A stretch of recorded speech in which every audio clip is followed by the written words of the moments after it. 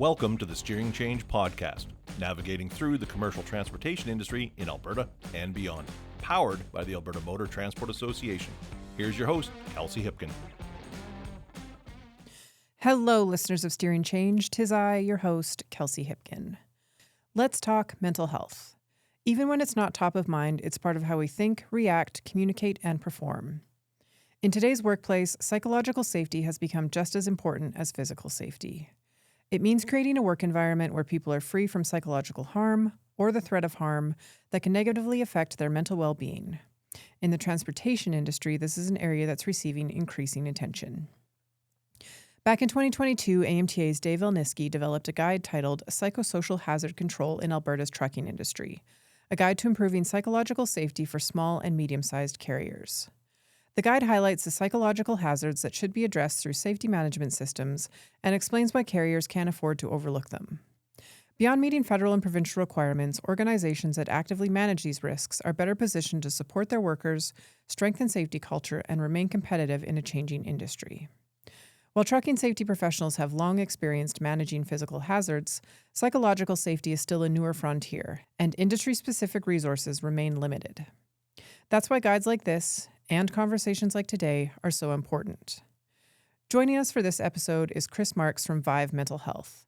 At Vive, the mission is simple but powerful: to ensure everyone has access to inclusive, effective mental health support while helping build communities and workplaces founded on dignity, respect, collaboration, and equitable support. Many of you may have seen Kris at our Medicine Hat Safety Summit this past May, and he'll be back with us at the Whitecourt Safety Summit taking place on September 30th. Kris is going to be presenting Intersections, Merging Psychological and Physical Safety in the Transportation Industry. It was very well received in Medicine Hat, so we hope you can join us in Whitecourt. And that leads to today's episode, where we're going to dig deeper into the connection between mental health and workplace safety, explore what psychological safety really looks like in practice, and discuss what employers and workers can do to create healthier, safer workplaces. Kris, welcome back to the Steering Change Podcast. Thank you for having me. As always, let's start with just telling us a bit about yourself and the work that you do with Vive. Sure. Full name is Kristopher Marks. I started Vive 5 years ago, actually, in June, which is when this was being recorded. So we're celebrating our 5-year anniversary. And we support workplaces, communities, and classrooms in the mental health space. So it's kind of nice to have that variety and how they're all intertwined. So we talk a lot about psychological safety and mental health in the workplace, through training and keynotes and strategy and things like that. And we do a lot of community work and a lot of classroom work as well. We have a music program. You can see the guitars behind me. It's called Instrumental Health, which is my dream program. I love doing that. But we have our hands in a lot of different spaces, supporting workplaces, communities, and classrooms. Now, Kris, you have been on our podcast before talking about a similar topic through our friend Doug Walton. But as you know, mental health, psychological health, it's constantly evolving. We're constantly learning more in that kind of realm. So can you kind of start with, what does psychological safety actually mean in the context of not just commercial transportation, but the workplace in general? For sure. Yeah, it's great to be back on your podcast. I actually use your podcast as an example of ways that workplaces and associations can support their members. So great job. You. Start off by pumping your tires. Please do. I love it.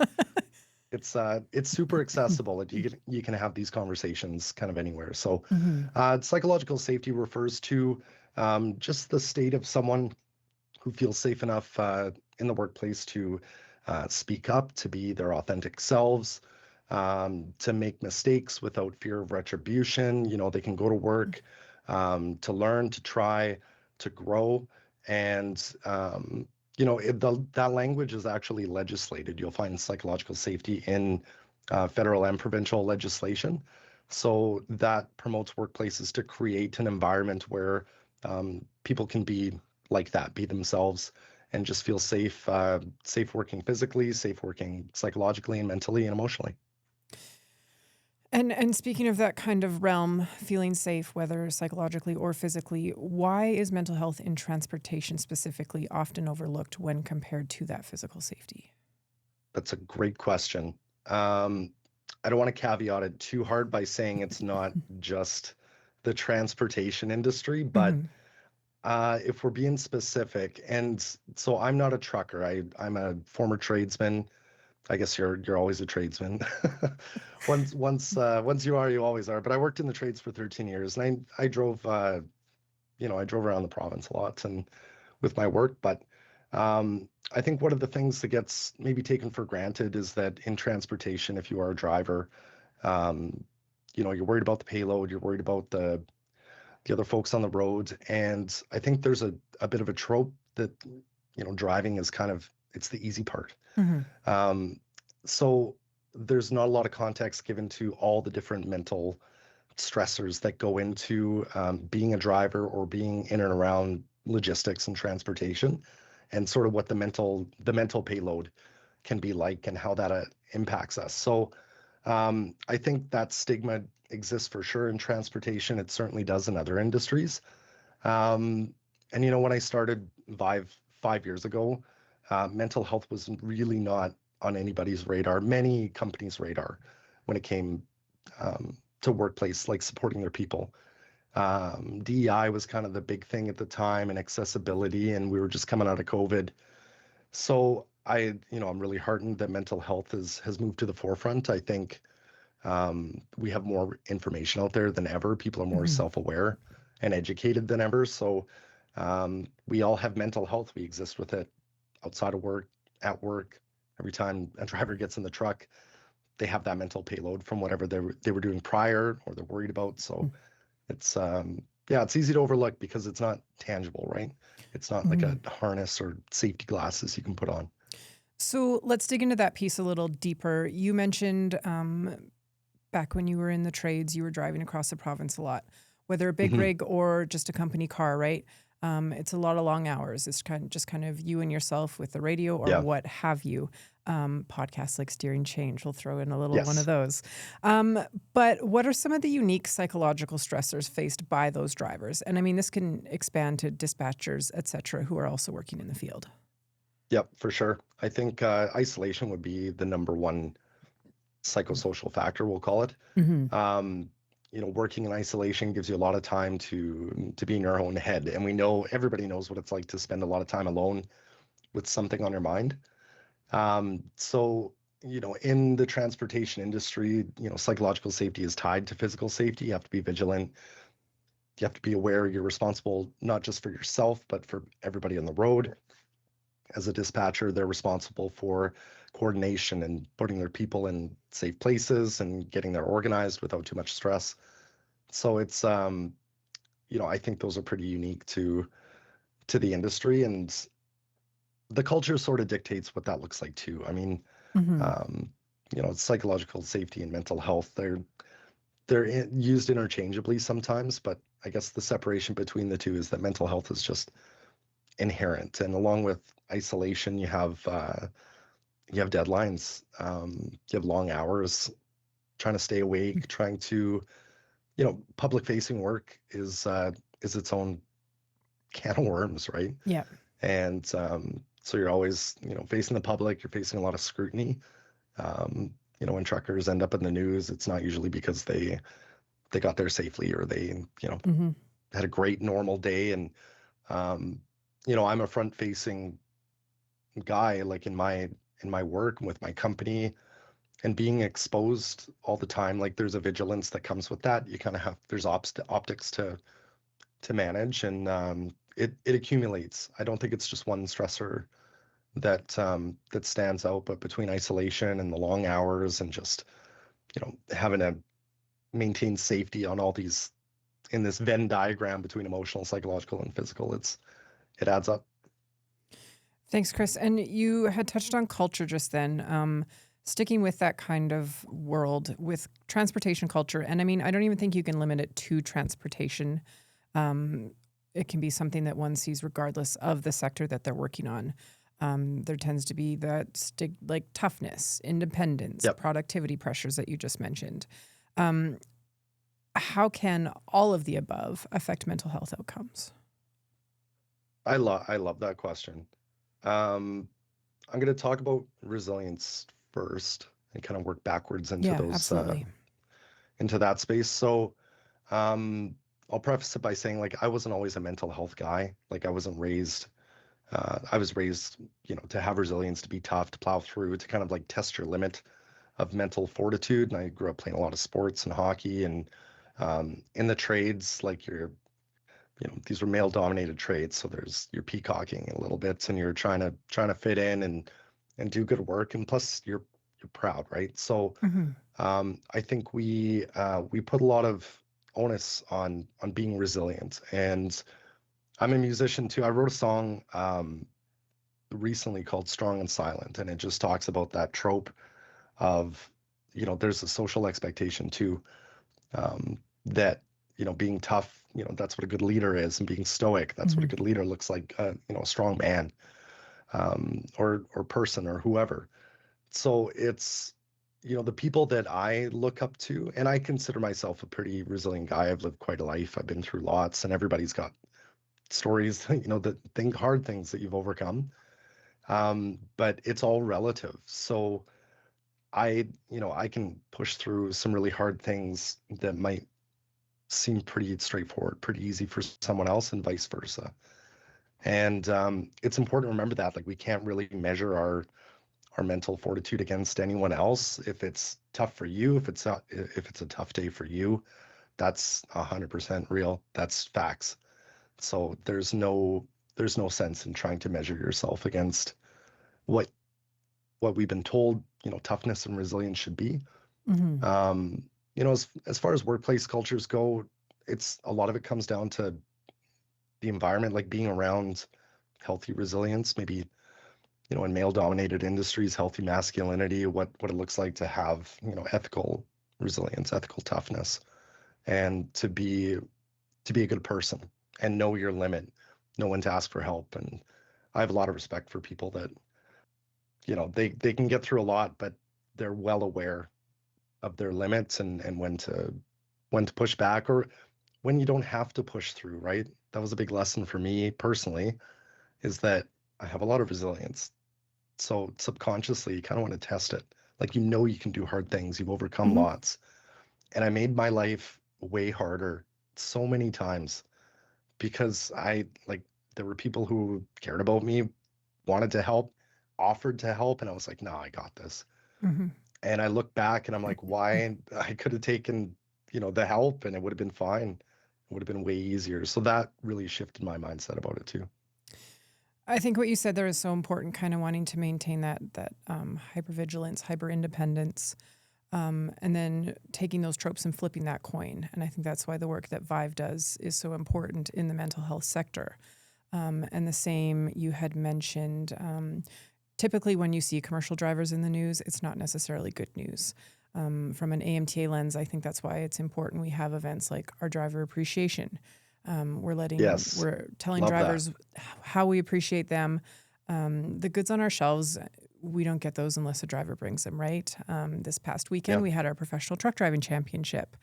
Being able I to heard, yeah. yes, you'll have to come next year. Always I need would more love to. volunteers.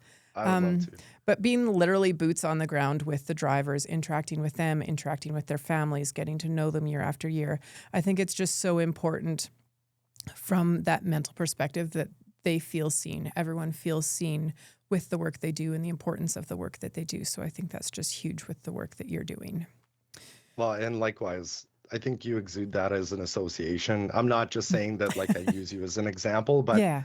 um, I mean, we've worked together a few times and I've been on the podcast. Like, I know Hmm. kind of the spirit of why you do steering change and why you promote, positive stories and community and everything. Like, it all adds up. It matters so much.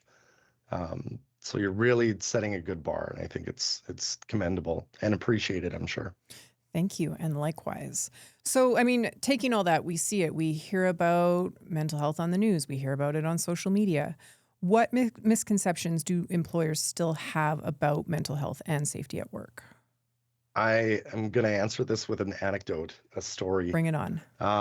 So the last shop that I worked at, and I have a ton of respect for this guy. I worked for him for 6 years. He was a self-made businessman, the best machinist I've ever worked with, but really not the safest employer to come to when the going got tough. So oil and gas, it's up and down, boom and bust. When it's going good, you're great, but you hit a threshold where um, you're either going to burn out or it's just going to be a lot, whatever it may be.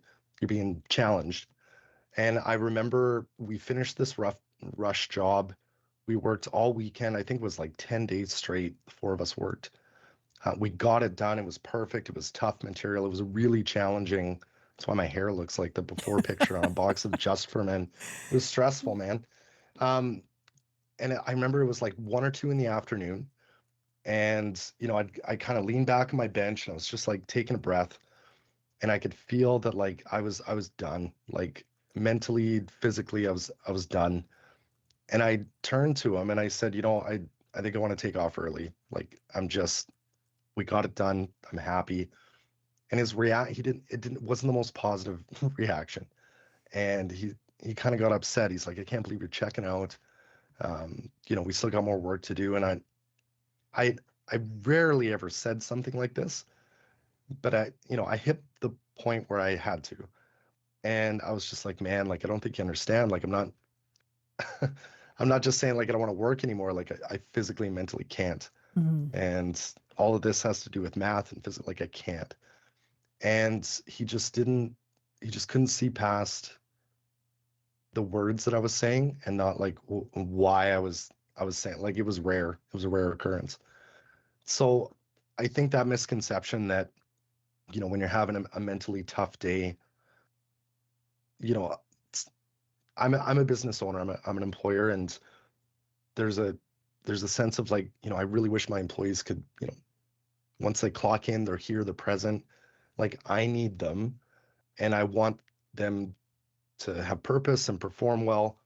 But you have to understand that like it's iterative, and there's some days where you put pants on, and you're like, I could crush it today all day, and there's some days you're like, I hope I put pants on. So it's I think that's the biggest misconception, is that even the ones who, plow through and they're steady Eddie, they're going to have tough days, and they are allowed to have a day where it's like, I'm not feeling the best. Maybe I'm not okay. I'm too tired to run a truck or run a machine. So, yeah. And I think what you're talking about when you touch on that is something to the broader kind of workplace culture that we are starting to see. Well, maybe I will pose it to you as a question.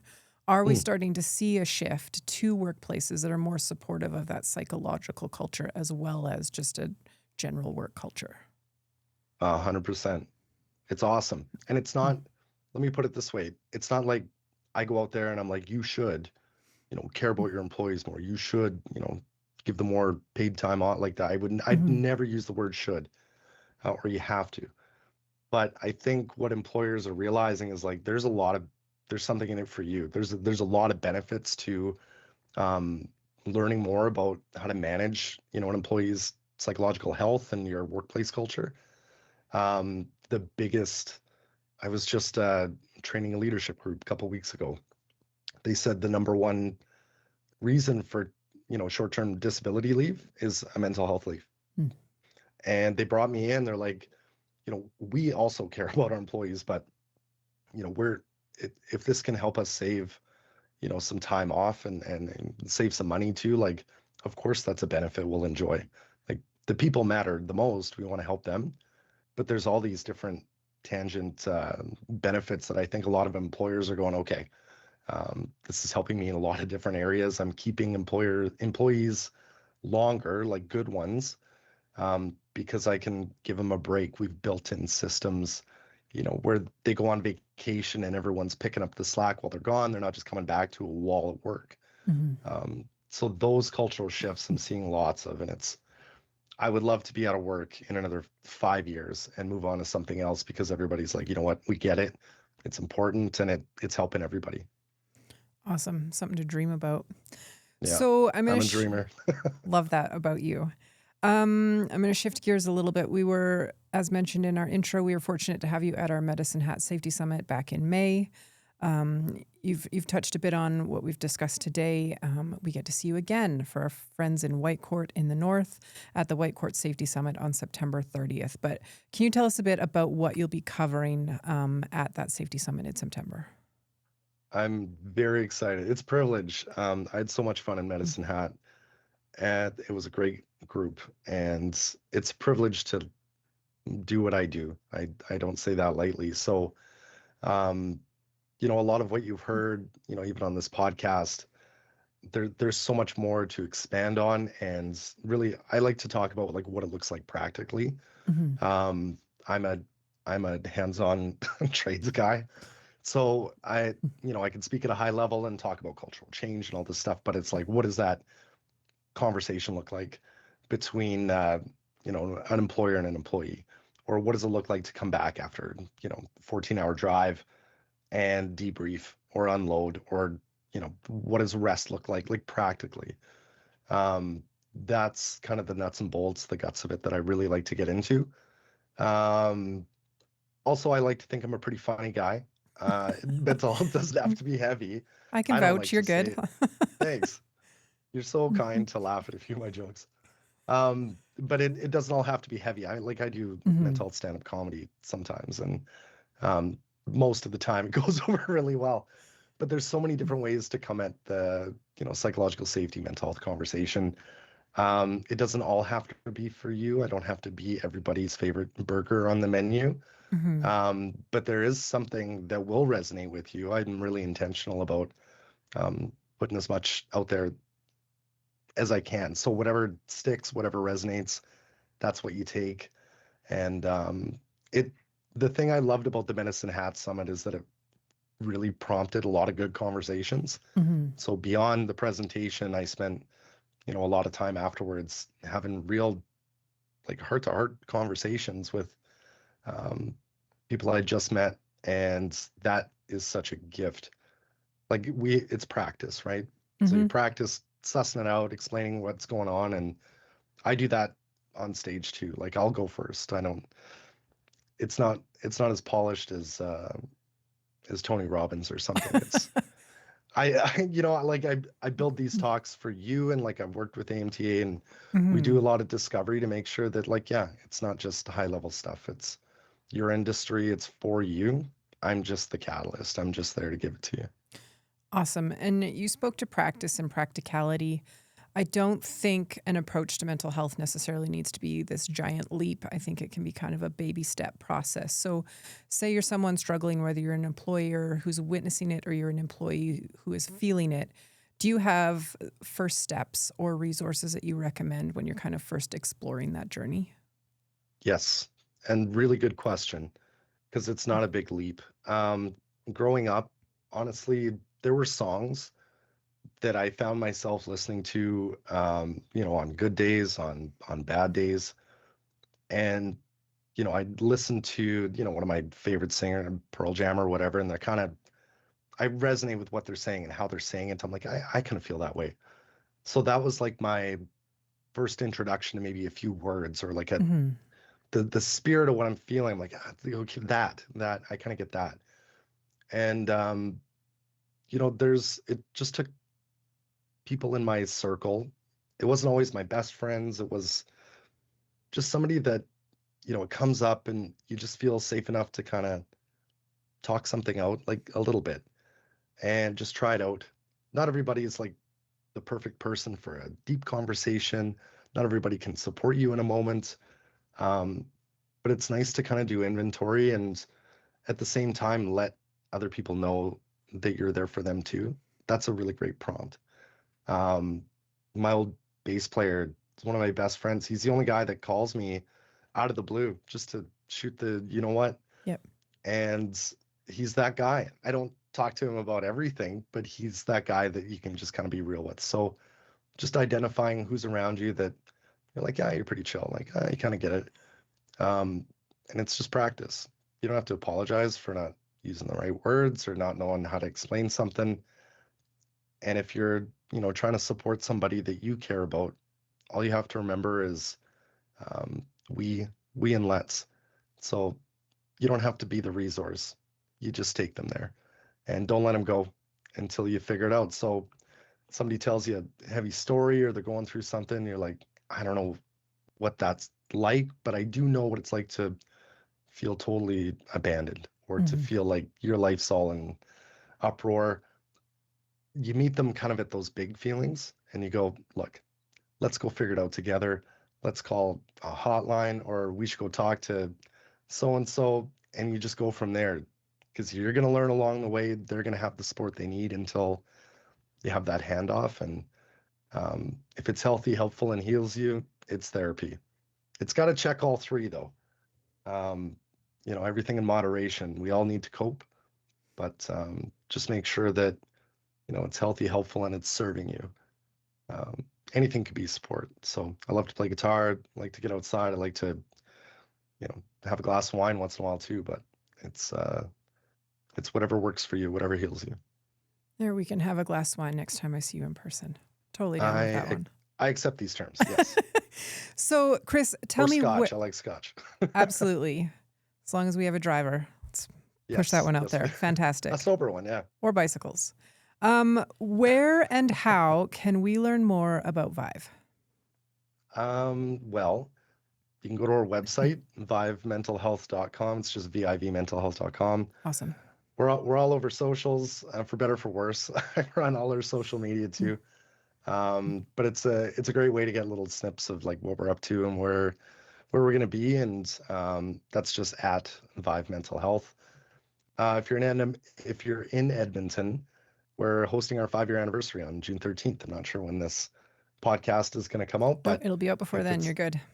If it's before then, just go on Eventbrite and search VIV Mental Health. The event's called Revival, and it's just a celebration of not me. I don't like to make it about me, but everybody who's supported me and Vive, because it was a big career shift, and I am very indebted to the people who believed in me, gave me opportunities, shared a lot of wisdom, kind of stuck by me while I was figuring it out. And it's my chance to celebrate you. And I'm playing my first acoustic set in like 4 years. So all right, you'll hear the new song, and I just want to spoil my people. So I'm very grateful. Fantastic. And really, congratulations on the work that you do, and the people that you affect. I think that's super huge. Thank you. As always a pleasure working with you, talking to you. Always feel a little better for it. I'm going to start closing down and just end with one final question. Is there anything you would like to add on our chat for today? If no one's told you lately, I'm proud of you. I don't think we hear that enough. And damn, Kris. Truly, I don't have to know you to care about you. If you're listening to this, like, I know you got up today and tried your best, and like, I'm impressed. So it's crazy times. The world is a little bit wild and uncertain, but it's cool that you have a forum like this to have conversations, to let a guy like me let the Albertan out the side of my mouth and talk it out with you. So I just appreciate it. But yeah, keep going. If it gets heavy, there's somebody who cares about you. Let them know. They can't wait to help you. Huge message for our listeners. Kris, I really appreciate your knowledge and insight, and thank you so much for joining us today. It's my pleasure. Thank you so much for having me and for having this podcast. It's awesome. Good job. We'll see you in September. Sounds good. All right, let's close with some news. Thank you to everyone who's coming out to our Calgary Golf Tournament. That is fully sold out, and we anticipate Edmonton doing the same, so we will see you there at the links at Spruce Grove. We will have some dates for you on our Driver Appreciation Days in September coming up right quick. And please do note and save the date for our 2026 Drawdown Dinner that's taking place October 15th at the River Cree Event Centre in Enoch, Alberta. Do you have any questions or comments about the Steering Change episodes, particularly today's? Do reach out on our Instagram at AMTA_CA or LinkedIn and Facebook at Alberta Motor Transport Association. Stay safe and see you next time. Thank you for listening to this episode of AMTA's Steering Change podcast. The views expressed by guests of the Steering Change podcast are their own and may not reflect the views of AMTA, its hosts, or sponsors. Did you have a question that you would like answered on an upcoming episode of the Steering Change podcast? We want to hear from you. To submit a question to the Steering Change mailbag, hit up our DMs on LinkedIn, Facebook, or Instagram with the hashtag Steering Change, and your question will be answered either live on the podcast or by one of our SMEs here at AMTA. We ask that you share this episode with those in your network that could benefit from what we discussed today, and make sure to subscribe to our podcast on your favorite podcast platform so you can be notified when future episodes are released. You can learn more about us and our mission by visiting www.amta.ca.